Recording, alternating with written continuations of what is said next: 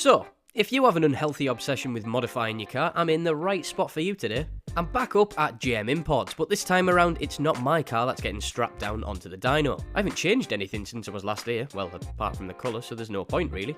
Instead, I'm going to be watching 8 other BMWs, some of which are big power.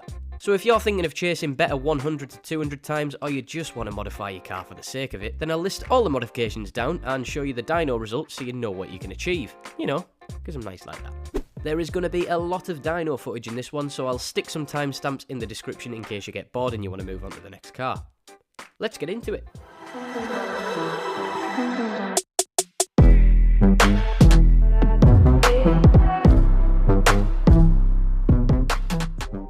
It is always a good day when I visit this place. Even though today I'm up here with a load of German boys, I'm still a massive fan of Japanese motors.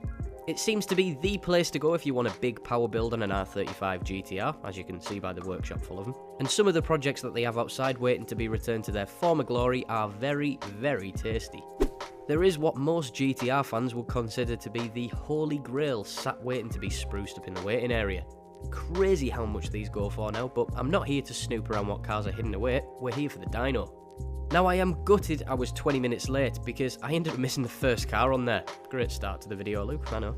Anyway, it was John in his Litco Turbo swapped M3, which was also running meth, and he ended up making 560 wheel horsepower, which is about 659 brake, with 718 foot-pounds of torque. A very, very good start of the day. Everything on GM's dyno is measured at the wheels, so the brake horsepower figure might be a little bit off since it's just a calculation, but not a bad start though, eh?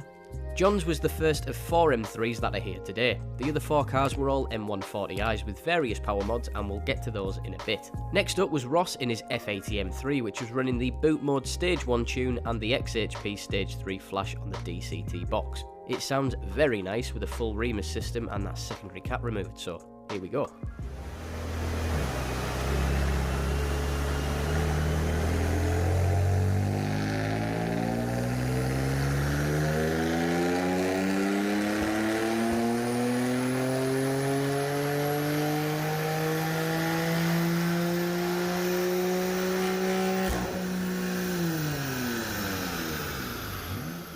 .470 wheel horsepower, so that's roughly 544 brake and 610 foot-pounds of torque.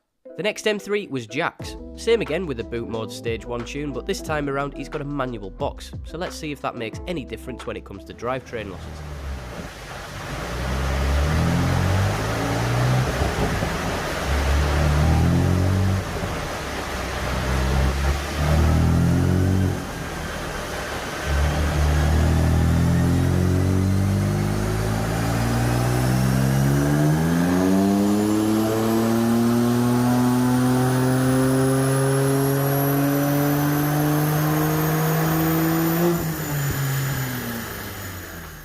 Not really. They ran pretty much the same numbers, as you'd expect probably. The extra few bhp is presumably because of the transmission losses through the different boxes though. The last M3 was Craig's. Now, this F80 has progressed onto the Stage 2 setup, so you'd be expecting, what, another 40 or 50 brake? Let's see what it can do.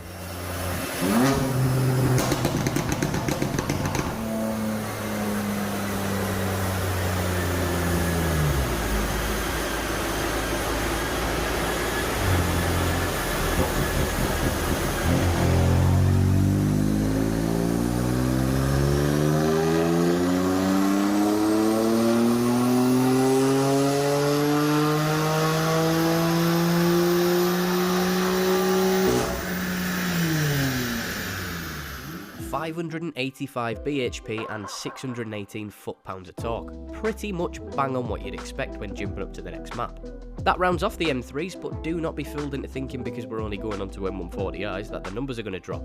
There's a couple that might shock you. Before I get onto those, the next car is probably the most likely route I'll go down in the future if I start chasing a bit more power and want to take it steady. Chris's 140 has a sports car and a fuel pump and the Stage 2 Plus boot mode map. Let's see what numbers it can pull.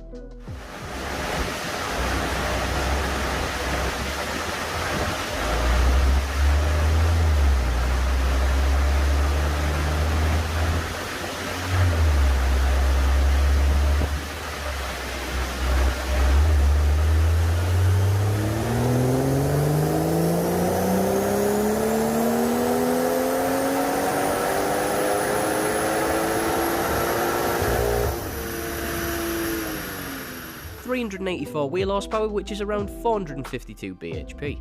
There are places you can take these to for custom maps that can eke out probably another 30 brake, but for a tried and tested off-the-shelf map you can do sat on your own driveway, you have to admit it's pretty impressive. Jordan's black 140 has the same fuel pump upgrade and the same map. Only differences between his and Chris's is that he's running a decat and a double res delete.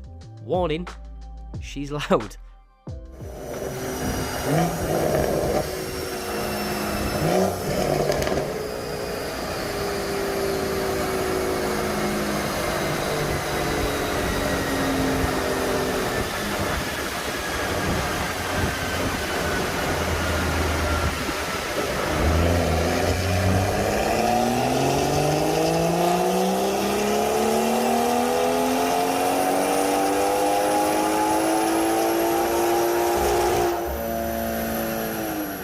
.445 brake horsepower then. Again, it's not bad considering mine ran about 415 on the stage 1 map. It was sat on the rollers ticking over for a little while, so maybe it was just a bit warmer than Chris's, which is why it didn't reach the same figure. Or maybe it was just something else, I don't know, I'm not an expert. Here we go then, the first of the 2 big boy M140Is. I've actually been up to Washington and driven Matt's 116D before, but because I'm an absolute whopper, I ended up losing the SD card with all the footage on. Shame as well that, because I promised him all of the ad revenue for that video, so he could buy himself some proper shoes since he spent all of his money on prime beef and a ridiculous amount of mods. I asked over on Instagram whether or not you thought it could hit the magic 600 mark, which is what we were kind of hoping for, and well, quite a few of you said it couldn't. Let's see how it got on.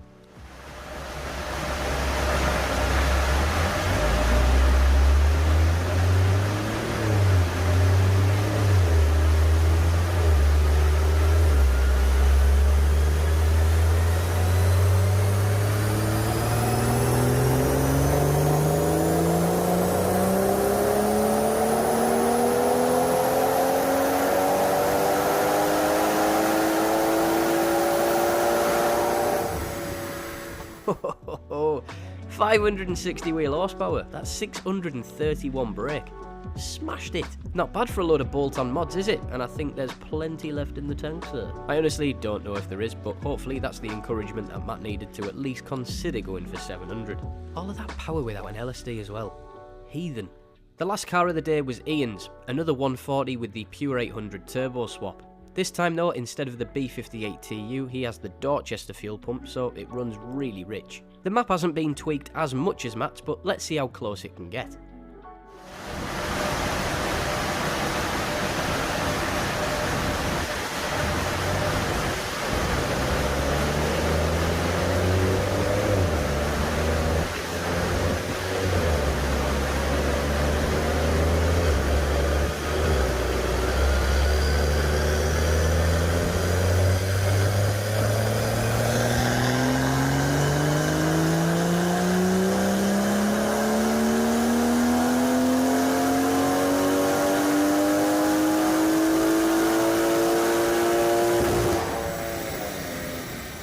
.574 brake horsepower and 614 foot-pounds of torque. That's like an Abarth 595 amount of power on top of mine.